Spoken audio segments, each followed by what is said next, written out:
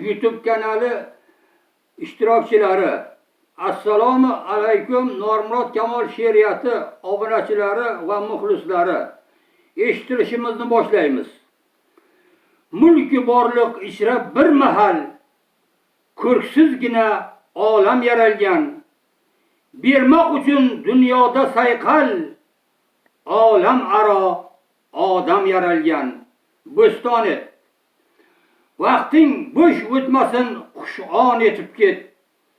Elda noming qolsin, imkon etib ket. Qaysi joyki ko'rksiz gulzor etib ket.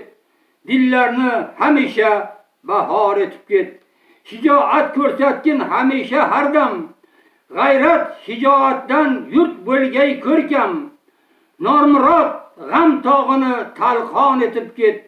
Mehnat bilan yurtni bo'ston etib ket. Obuna bo'ling, aziz do'st yor birodarlarim.